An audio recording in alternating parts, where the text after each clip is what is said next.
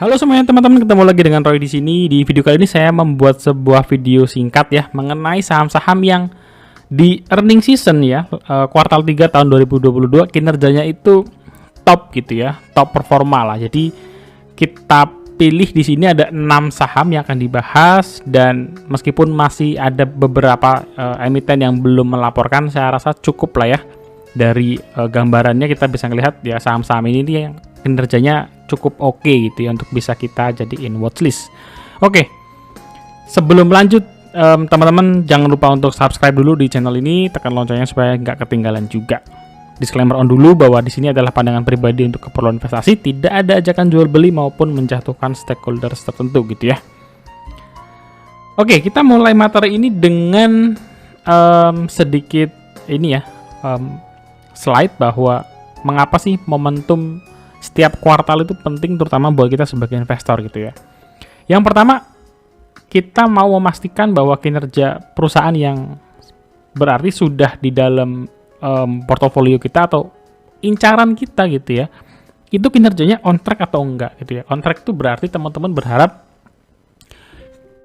Q-on-Q-nya bagus atau year to date-nya bagus. Jadi parameter-parameter tadi yang dibandingkan artinya sesuai dengan ekspektasi dari investor gitu ya. Atau yang kedua yaitu menemukan sinyal awal gitu ya, bahwa ada saham-saham yang kinerjanya loncat nih signifikan gitu ya, berbalik arah dari sebelumnya mungkin labanya hanya naik 10%, 15%, tiba-tiba loncat nih naik tinggi gitu ya. Nah itu juga jadi sinyal yang bagus untuk kita bisa mulai masuk di saham tersebut gitu. Oke, saham pertama yang kita bahas adalah saham Adaro Energi ya. Seperti umumnya saham-saham komoditas lain ya, memang saham-saham komoditas itu cukup apa ya namanya ya, cukup bagus gitu ya. Bahkan cenderung stabil sepanjang tahun 2022 ini ya. Kalau kita ngelihat memang di tahun 2021 ya, di akhir tahun sudah mulai terjadi lonjakan untuk saham komoditas ini ya. Kita bisa ngelihat net income-nya Adaro di kuartal 4 tahun lalu itu menyentuh 7 triliun, sempat menurun sedikit tapi kemudian labanya mencapai 10 triliunan ya di kuartal 2 dan kuartal 3. Nah, di kuartal 3-nya sendiri di Q3 2022 ini Adaro itu naik tinggi banget teman-teman ya dibandingkan dengan kuartal 3 tahun lalu. Jadi kalau kita lihat quarter on quarter-nya ya, di sini ya, Q&Q-nya, net income-nya itu naik sebesar 207% ya. Jadi ini kenaikan yang sangat bagus, makanya kita bisa bilang ini sebagai top performer nih ya di kuartal 3 tahun 2022 ini. Dan kalau kita ngelihat juga secara year to date net income-nya itu juga sudah jauh meningkat ya, sudah mencapai 380%. Jadi ini sebuah capaian yang sangat-sangat bagus. Dan memang harga Adaro sendiri sudah tercermin di dalam harga itu sendiri ya, sudah mencapai harga-harga mendekati 4.000. Kalau di awal tahun itu masih sekitar di 1.300, 1.000 sampai 1.500, sekarang sudah naik sampai di atas 3.000 gitu ya. Nah ini min PI deviasinya ya, jadi memang harga saham-saham komoditas batubara itu ditentukan paling berasa itu dari efek harga batu bara sendiri. Kenapa? Karena volume produksinya memang tidak terlalu naik signifikan teman-teman ya. Jadi karena harga batu baranya yang naik, acuannya yang naik, maka keuntungannya jadi berlipat-lipat otomatis. Ya di tahun-tahun sebelumnya ketika harga batu baranya tidak tinggi, ya harga saham Adaro cenderung nggak kemana-mana sebetulnya. Jadi kalau kita lihat 5 tahun, memang 5 tahun ke belakang belum ada siklusnya komoditas gitu ya. Tapi kalau kita tarik mundur lebih jauh, 10 tahun mungkin ada 2012 gitu ya atau 2013, tapi rasanya terlalu jauh. Jadi saya tetap ambil 5 tahun. Dan kalau kita nilai selama 5 tahun ini sebenarnya Adaro posisinya sudah cukup tinggi ya. Sudah cukup tinggi, PER-nya 4,5, masih kecil sebetulnya. PBV-nya juga 1,34. Secara PBV masih reasonable. Cuman untuk saham-saham komoditas itu menurut saya kalau apakah masih bisa rally? Menurut saya masih bisa, tapi satu kali lagi ya. Jadi one last rally untuk saham-saham komoditas. Dan saya sendiri sudah banyak mengurangi saham komoditas teman-teman ya. Jadi ITMG saya sudah out full, tinggal Adaro ya, dan ada saham lain lagi lah ya untuk saham batu bara. Selebihnya porsinya sudah mengecil jauh. Saya mulai kurang-kurangin batu bara itu di Juli Agustus ya. Saya sudah mulai kurang-kurangin karena memang sebelumnya porsinya sangat-sangat dominan gitu ya untuk batu bara.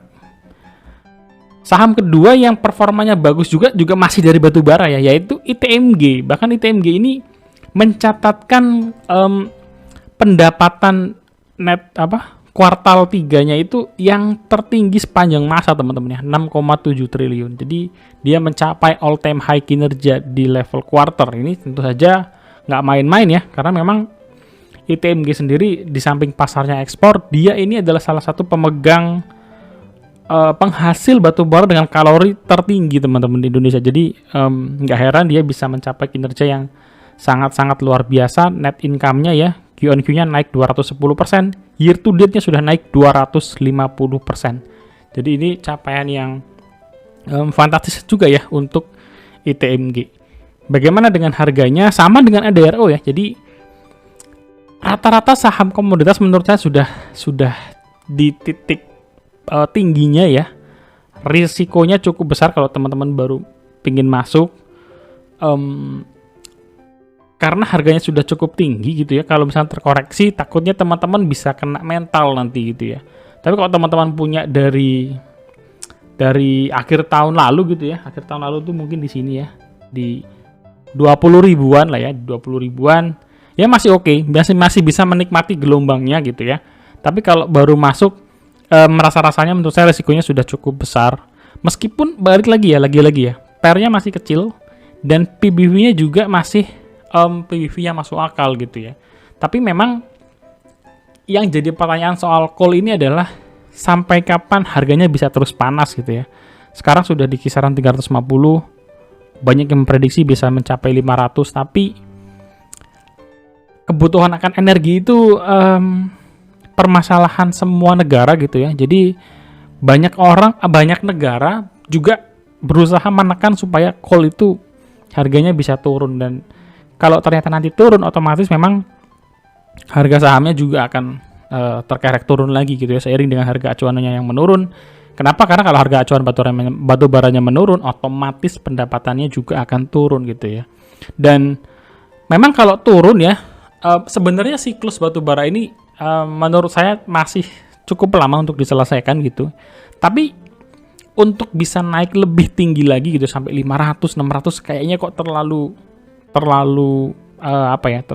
signifikan kenaikannya. Bahkan harus ada kejadian luar biasa lagi gitu ya, seperti perang Rusia Ukraina untuk bisa membuat harga batu baranya rally lagi. Kalau enggak, rasanya harga batu bara mungkin masih mahal teman-teman ya, di atas 150 dan 200 mungkin, tapi rasanya tidak akan naik lebih tinggi dari 500 itu enggak. Jadi ya bagi perusahaan-perusahaannya masih cukup menguntungkan, tapi bagi pemilik sahamnya pilihannya tinggal dividen gitu ya. Kalau teman-teman nyari capital gain, rasanya mulai agak sulit ya, mulai terbatas potensi kenaikannya. Itu juga jadi salah satu pertimbangan kenapa di samping portofolio saya terlalu gemuk untuk batubara, potensi untuk lebih lanjut rally-nya mungkin sudah sedikit terbatas. Saham ketiga yang menurut saya masuk dalam kategori top performer adalah Tekim ya, Tekim. Jadi Tekim ini menarik ya karena dia melampaui kinerja saudaranya ya, yaitu INKP cukup jauh teman-teman ya. Kalau secara Q-on-Q dia naik 248% teman-teman, dari 700-an miliar ke 2,7 triliun di Q3 2022. Jadi dari sini saja sudah kelihatan ya perbandingannya, potensi dari Tekim untuk bisa mencapai kondisi yang sangat-sangat bagus, mengalahkan kinerja 2 tahun sebelumnya. Dia akan diproyeksikan net income-nya mencapai sekitar 7 triliunan. Year to date-nya juga sudah naik 100% ya. Artinya secara kinerja ini Tekim sudah naik 100% teman-teman ya, sudah bigger. Jadi ini satu sinyal juga gitu ya. Kenapa? Karena kinerjanya sudah pulih, sudah naik beggar, tapi harga sahamnya relatif belum diapresiasi oleh market. Ini menurut saya potensi yang cukup menarik untuk kita pantau gitu ya, untuk saham-saham yang kondisinya sekarang seperti ini. Nah, kalau kita lihat di harganya, kalau dari min PE deviasi juga Tekim ini masih dari posisi yang under value teman ya, masih di daerah yang sini. Padahal secara kinerja ini sudah naik nih, sudah naik tinggi, tapi secara harga sahamnya belum diapresiasi. Beberapa kali kita lihat ya, di 2018 menyentuh harga 15.000, 2021 juga menyentuh harga 15.000. Dan secara kinerja sudah mengalahkan kinerja di tahun 2021. Jadi menurut saya potensi Tekim untuk diapresiasi oleh market itu masih terbuka lebar gitu ya. PBV-nya masih di bawah 0,1. Masih di bawah 1 kali gitu ya, masih 0,8. PER-nya juga 3,67. Jadi ini sebuah capaian yang menarik untuk Tekim di kuartal 3 2022. Lanjut ke saham keempat teman-teman, di mana ada saham Bank BRI ya, BBRI. Dibandingkan dengan bank plat merah lainnya, saya pikir kinerja BRI ini yang paling menawan gitu ya. Bagaimana enggak gitu ya? Untuk level bank BRI, untuk bank besar gitu ya, yang sudah di mana-mana ada, salah satu bank yang jangkauannya paling luas gitu ya. Di pelosok-pelosok juga tersedia. Mereka masih bisa menumbuhkan net income lebih dari 100% teman-teman. Ini sebuah capaian yang menurut saya sangat fantastis sih untuk perusahaan yang sangat besar gitu ya. Kita lihat net income-nya ya, Q&Q-nya dia naik 111% ya, dari 6,7 triliun naik ke 14 triliun teman-teman. Ini capaian yang luar biasa gitu ya. Di tahun sebelumnya gitu ya, di 2020, kondisi sebelum pandemi artinya di sini ya. Kalau kita lihat ya, di 2020 mereka itu dapat 8 triliun itu sebelum pandemi. Di tahun 2022 ya, sejak kuartal 1 laba BBRI itu sangat konsisten teman-teman. 12 triliun, dan sekarang 14 triliun gitu ya. Year to date-nya sudah naik 103% ya net income-nya. Jadi secara kinerja sudah naik bigger nih ya untuk net income-nya BBRI. Ini luar biasa. Dan untuk harganya ya, kalau kita lihat dari min PI 5 tahun, memang kelihatannya harga BBRI sudah di pucuk gitu ya, sudah di atas. Tapi beda halnya dengan komoditas gitu ya. Kalau komoditas bergantung dari harga acuan, Bank BRI kan beda. Dia bergantung dari kemampuan masyarakat gitu ya untuk meminjam, untuk mengembalikan, karena perputaran uangnya ada di sana gitu ya, peminjaman dan pengembalian. Nah, kalau kita melihat dari sini, sebetulnya potensi BBRI untuk naik lebih tinggi secara harga sahamnya ya jelas terbuka lebar gitu ya.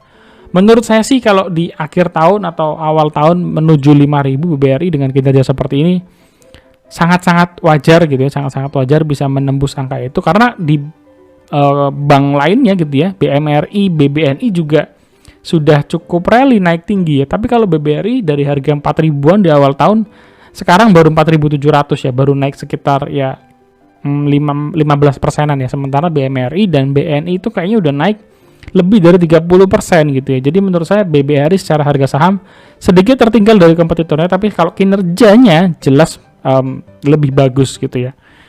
Kalau kita lihat PER-nya juga ya sudah tinggi, tapi karena kinerjanya juga cemerlang, saya rasa it's okay gitu ya. Mempertimbangkan kinerjanya sangat-sangat bagus dan berpotensi all time high kinerja untuk BBRI ini. Saham kelima ada sektor lain lagi, yaitu sektor otomotif. Ada saham auto ya. Auto pernah kita bahas teman-teman ya di review saham. Saat itu harganya kalau nggak salah 1.200, sekarang kayaknya 1.500-an, jadi naik 20%-an ya. Jadi masih panjang target, tapi sudah profit 20%-an ya, sudah mulai lumayan gitu ya, tinggal melanjutkan momentum kebangkitannya auto. Nah, auto juga sama ya, Q-on-Q-nya naiknya bagus ya, Q-on-Q-nya mereka naik 122% dari 179 miliar ke 399 ya. Ini mungkin didorong oleh sudah mobile lagi gitu ya masyarakat ya, mobilitasnya sudah kembali tinggi, sudah terjadi pergantian spare part dan lain-lain, akhirnya banyak kendaraan yang sudah ganti spare part. ya penjualannya auto naik lagi gitu ya. Ini juga sinyal yang bagus, artinya kalau mobilitasnya sudah pulih kembali, otomatis ya ekonominya juga akan pulih juga gitu ya, karena orang sudah mulai beraktivitas dengan normal dan lain-lain. Dan ini juga sebagai sebuah tanda kalau auto sudah melewati gitu ya fase yang cukup berat. Karena kita ngelihat di 2020 dia sempat rugi besar teman-teman ya di sini. Ini saat pandemi awal-awal di mana PPKM-nya kencang sekali. Penjualannya juga anjlok parah di 2020 ya, dan memang 2021 mereka berusaha sedikit demi sedikit gitu ya untuk recover, pendapatannya mulai kembali naik, tapi terkonfirmasi sudah pulih di tahun 2022. Kenapa? Karena kalau kita lihat ya, labanya si auto tuh bagus ya, di atas 200 miliar terus, dan di kuartal 3 hampir menyentuh 400 miliar ya, kurang 1 miliar lagi nih teman-teman. Bagaimana dengan harganya sekarang? Secara 5 tahun ya ini di harga min PI deviasinya ya, tapi dengan potensinya dia yang masih punya momentum untuk melanjutkan kenaikan, ditambah dengan harganya yang masih masuk akal untuk kita akumulasi dengan PBV 0,64, PER-nya 6 kali. Jadi ini salah satu saham yang secara deviasi sudah ketemu fair price-nya, tapi melihat momentum dan historical harganya yang bisa menyentuh angka 2000-an, jelas auto menurut saya masih punya target lebih panjang gitu ya, sampai 2000-2500-an. Oke, saham terakhir di dalam video kali ini adalah saham Samudra Indonesia, SMDR teman-teman. Jadi SMDR ini kinerja kuartal 3-nya itu masih strong teman-teman ya, dibandingkan dengan kuartal 3 tahun lalu tuh masih naik 125% gitu ya. Tapi catatan saya gitu ya, untuk SMDR ini adalah kinerja kuartalnya yang sepertinya sudah peak ya, artinya sudah titik tertingginya SMDR, 830 miliar, 880 miliar, 890 miliar. Jadi sepertinya secara resource SMDR sudah sangat maksimal, dan inilah yang bisa dihasilkan oleh perusahaan. Jadi story untuk lompatan kinerja antar kuartal di tahun yang sama itu sepertinya sudah sulit terjadi lagi gitu ya. Ini kan beda cerita dengan ketika kita mulai menemukan SMDR di bulan-bulan 10 tahun lalu ya. Ketika itu SMDR laba antar kuartalnya ya di tahun yang sama itu naik tinggi teman-teman, 150 miliar ke 390 miliar. Ini kan naik 150% ya. 390 miliar ke 590 miliar ini juga naiknya tinggi teman-teman ya, hampir 50%. 590 miliar masih bisa naik lagi ya ke 830 miliar, tapi setelahnya kenaikannya mulai mentok. Jadi naiknya cuman ya di bawah 10%. Nah, ini sebagai tanda juga ya bahwa secara perusahaan maksimal resource-nya dia ya cuma segini untuk bisa menghasilkan net income. Tapi itu pun sudah bagus banget menurut saya, karena dibandingkan tahun-tahun sebelumnya ya kita lihat memang nggak terlalu signifikan. Bahkan di awal tahun lalu 2021 itu pendapatannya 194 miliar ya, naik 4 kali lipat ya dibandingkan dengan kondisi sekarang. Dan secara year to date net income juga sudah naik 254%. Cuman tadi ya story kenaikan dibandingkan kuartal yang sama di tahun yang sama, di kuartal yang story antara kenaikan di tahun yang sama ini ya antar kuartalnya itu sudah mulai sulit gitu ya untuk SMDR. Jadi tinggal berharap perbandingan dengan kuartal di tahun lalu. Tapi kalau kita ngelihat kondisi sekarang memang dia sudah mulai melandai, sudah mulai peak maksimal. Tapi memang angkanya besar gitu ya. Kalau kita lihat juga secara annualize ini kinerjanya sudah hampir berapa nih? Hampir 3 kali lipat teman-teman ya dibandingkan dengan tahun lalu. Jadi ini sebuah performa yang bagus banget untuk SMDR sebetulnya. Untuk harganya sekarang gimana? Sekarang kalau dari min PI deviasi 5 tahun itu di fair value-nya dia ya. Dan harapan saya SMDR sama dengan saham komoditas lainnya ya, one last rally lah ya, rally sekali lagi seru sih kayaknya ya untuk SMDR, saham-saham komoditas, sampai akhirnya kita bisa mempertimbangkan gitu ya untuk taking profit ya, karena harga sekarang toh tadi ya PBV-nya masih masuk akal dan PER-nya juga masih kecil gitu ya. Cuman tadi story-nya atau perbandingan di tahun yang sama antar kuartal itu sudah mulai peak gitu ya, karena memang sudah tinggi-tingginya di sana gitu. Kecuali tiba-tiba manajemen memutuskan untuk menambah resource dan lain-lain, ya itu mungkin bisa pecah rekor yang lebih tinggi lagi gitu ya. Tapi karena ini sudah di penghujung tahun, kemungkinan kuartal 4-nya juga nggak akan jauh-jauh beda dari 3 kuartal yang sudah ada di tahun ini. Gitu aja teman-teman, semoga video kali ini ya, ini video apa namanya, saya nyebutnya sih biasanya ya review singkat aja ya. Karena di tiap kuartal itu pasti ada aja saham-saham yang menarik untuk kita pantau. Dari 6 ini tadi menurut saya yang paling menarik potensinya adalah Tekim ya, karena dia belum diapresiasi oleh market padahal kinerjanya sudah meningkat signifikan. Tapi selainnya juga menurut saya on track untuk bisa kita hold, atau kalau buat teman-teman yang mau masuk, perhatikan saham-saham yang menurut saya belum terlalu panas gitu ya. Kalau komoditas, transportasi menurut saya sudah mulai agak-agak panas, jadi lebih berhati-hati di sana dan sesuaikan kembali dengan rencana investasi kalian. Segitu aja teman-teman video saya kali ini, semoga membantu dan jangan lupa subscribe, share, like, dan komen di dalam video ini. Kira-kira habis ini bahas video apa lagi, dan kayaknya saya kepikiran untuk bahas saham di sektor poultry ya. Sudah ada beberapa yang komen, kira-kira saham poultry mana yang akan dibahas duluan, komen tulis di kolom komentar. Sampai ketemu guys di video kita selanjutnya. God bless you semuanya, sehat-sehat selalu, bye-bye.